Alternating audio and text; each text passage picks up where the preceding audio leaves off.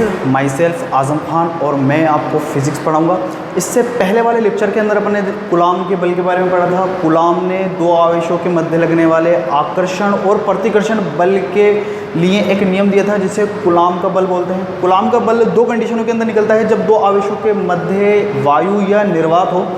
जब दोनों आवेशों के मध्य वायु या निर्वात हो तो कूलॉम का जो बल निकलता है वो निकलता है F0 बराबर 1/4 pi epsilon not Q1 Q2 upon R square. यहाँ पर जो एप्सिलॉन नॉट होता है वो होता है वायु या निर्वात की विद्युतशीलता।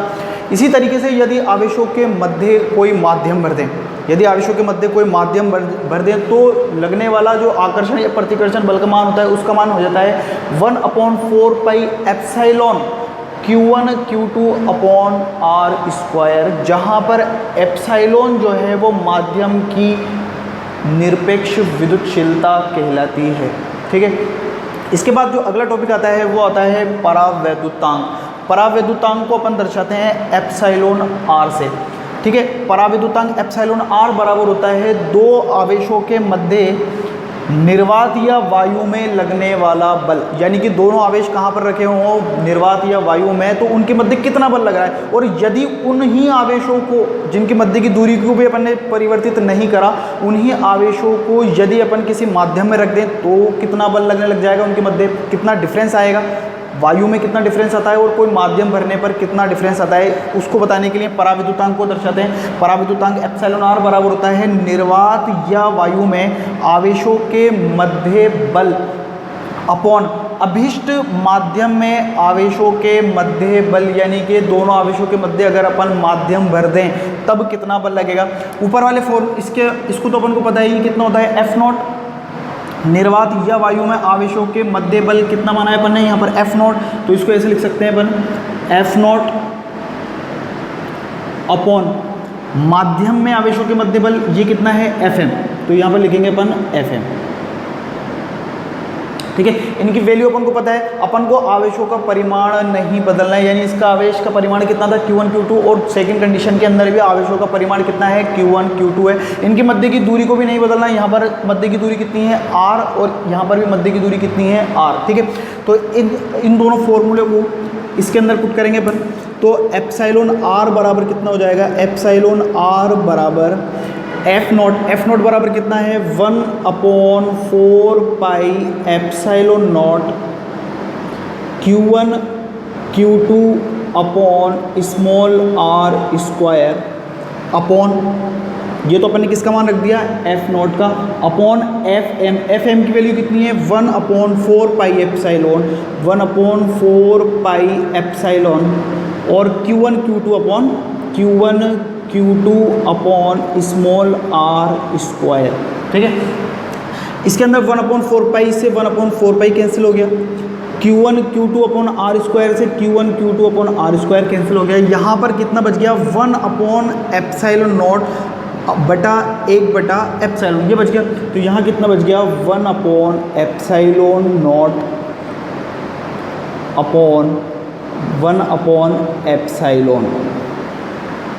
ठीक है, ये ऊपर चल जाएगा एप्सिलॉन और एप्सिलॉन नॉट की तरह जाएगा, नीचे आ जाएगा, तो ये कितना हो जाएगा एप्सिलॉन अपॉन एप्सिलॉन नॉट, यानी कि एप्सिलॉन R बराबर अपने पास कितना निकल के आया, एप्सिलॉन R बराबर निकल के आया अपने पास एप्सिलॉन अपॉन एप्सिलॉन नॉट। तो अगर इसकी परिभाषा पूछे कि माध्यम के परावैद्युतांक को बताइए, ये माध्यम का परावैद्युतांक भी कहलाता है एप्सिलॉन R, तो इसकी परिभाषा क्या हो जाएगी, एप्सिलॉन यहाँ पर क्या है माध्यम की निरपेक्ष विद्युतशीलता। तो एप्सिलॉन की परिभाषा कितनी है, माध्यम की निरपेक्ष विद्युतशीलता तथा वायु या निर्वात की विद्युतशीलता का अनुपात माध्यम का परावैद्युतांक कहलाता है।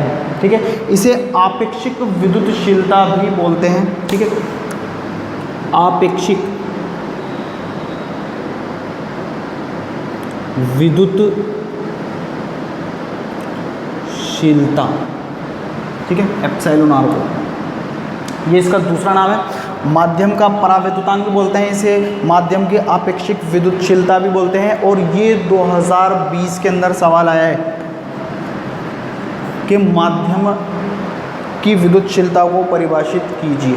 ठीक है, तो माध्यम की विद्युतशीलता इस तरीके से होगी। एक बार और देख लीजिए इसकी परिभाषा क्या होगी।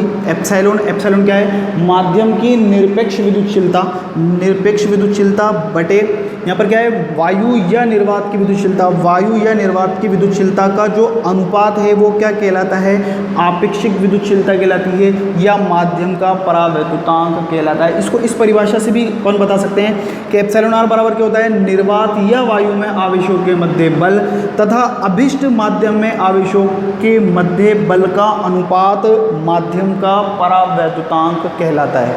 ठीक है, तो परावैद्युतांक से रिलेटेड एक यहाँ पर न्यूमेरिकल है, ये अपने पाठ्य पुस्तक का एग्जाम्पल है 1.6।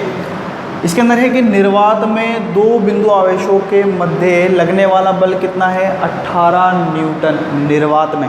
तो अपन को क्वेश्चन के अंदर दे रखा है कि निर्वात में यानी कि एफ नॉट बराबर कितना दे दिया अपन को, 18 न्यूटन। ठीक है, निर्वात में दो बिंदु आवेशों के मध्य लगने वाला बल कितना है, 18 न्यूटन। यदि 1 मिलीमीटर चौड़ाई व 6 परावैद्युतांक की एक कांच की पट्टिका इनके मध्य रख दी जाए, एक कांच की पट्टिका दोनों आवेशों के मध्य रख रहे हैं और उस कांच की पट्टिका की मोटाई कितनी है, 1 मिलीमीटर है और उसका परावैद्युतांक कितना दे रखा है, 6 दे रखा है। यानी कि एप्सिलॉन आर अपन को दे रखा है, एप्सिलॉन आर बराबर दे रखा है अपन को 6।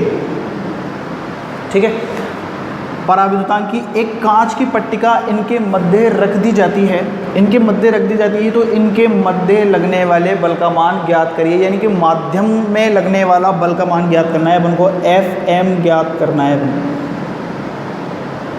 यहाँ पर 1 मिलीमीटर मोटाई दे रखी, इससे अपन को कोई लेना देना नहीं है, क्योंकि अपन के पास फॉर्मूला एक है, अपन के पास फॉर्मूला है एप्सिलॉन आर बराबर कितना होता है, एप्सिलॉन आर बराबर होता है F naught upon F M. ठीक है, F naught upon F M ये अपन को पता होता है। अपन को किसका मान ज्ञात करना है, एफ एम का मान ज्ञात करना है। माध्यम भर दिया अपन ने, उसके अंदर कांच की 1 मिलीमीटर मोटाई और 6 परावैद्युतांक वाली पट्टिका भर दी। ठीक है, अब माध्यम भर दिया, तो अब इसके बाद उस पर लगने वाले बल का मान ज्ञात करना है। तो यहाँ पर एफ एम का मान ज्ञात करना है, एफ एम को अपन ऊपर ले जाएंगे, एप्सिलॉन आर को इधर ले आएंगे अपन नीचे। तो यहाँ पर कितना हो जाएगा, एफ एम बराबर F naught upon epsilon r, ये अपने पास। और ये दोनों मान तो अपन को दे रखे हैं, एफ नॉट का मान कितना दे रखा है अपन को, 18 न्यूटन ये दे रखा है, और एप्सिलॉन आर का मान कितना दे रखा है, 6। तो यहाँ पर अपन मान रखेंगे तो कितना हो जाएगा, एफ एम बराबर एफ नॉट का मान 18/6।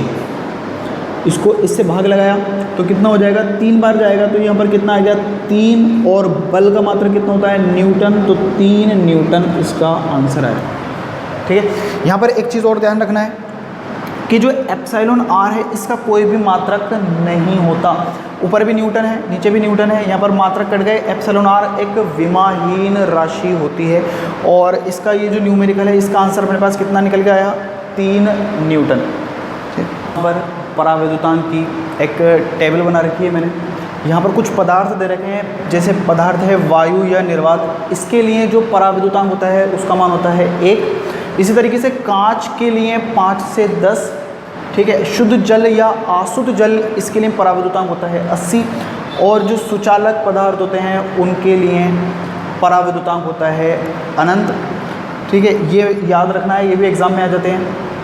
नोट अपन को यहाँ ये याद रखना है कि जो एप्सिलॉन नोट है वो एक मात्रकहीन राशि होती है।